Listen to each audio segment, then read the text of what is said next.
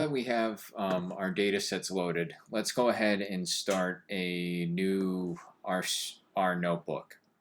And again, I'm in this folder that I called plotting, and I set that as my working directory. You can just, it doesn't hurt to do it again to make sure that you are where you think you are. So when I start this new R notebook and save it, I should see it appear in this directory. So with this little plus sign, just grab the R notebook. And just like we saw in class, it's pre-populated with some information. I'm going to just go ahead and delete that stuff. And I'm going to save this and call it plotting 1. Okay, and you see it appears here, so I know that I am where I think I am in terms of my working directory.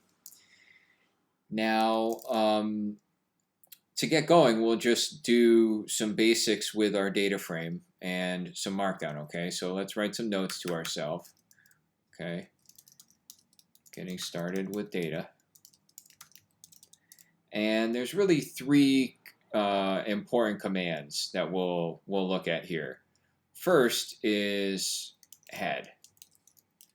And what this does is shows you the first 6 rows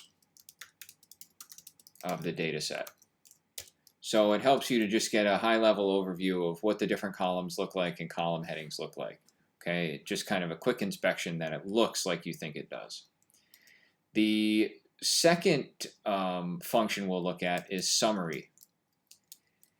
And what summary does is gives basic descriptive statistics for each column. And last one we'll discuss is STR, or structure, okay? And this gives a high-level overview of your data set. Okay? Tells you what the data types are and a little more information. And we'll see that in just a second, all right? Again, if I save this and render it, all right, I see that I've started formatting some text and I have a couple bullet points here. All right, so next, let's go ahead and insert a little line of code, R code. Again, you just use this little insert button here. And let's try head.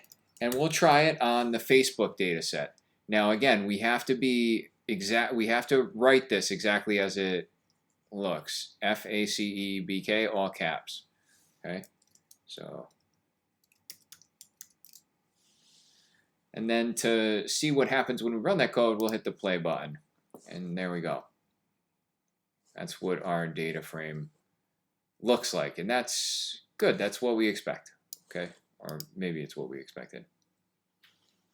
So now let's add another chunk of code and try summary. Oops.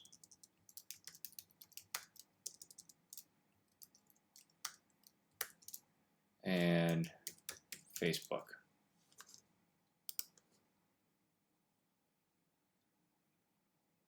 Okay, and so you see that for each of the columns, it gave you a high-level summary. So in the country column, it said there's 10 things, and they're all characters.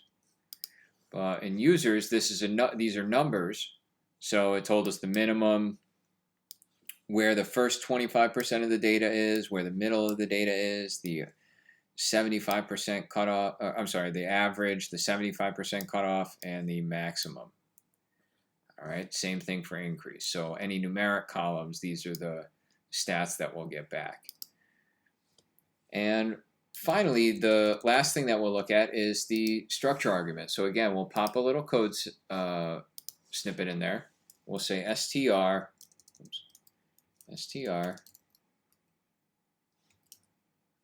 Facebook. Okay, and then this shows you what the column name is, what the data type is, how many there are, and it starts to show you the first few it shows you the first few values. So country is character, there's 10 values, here's the first few.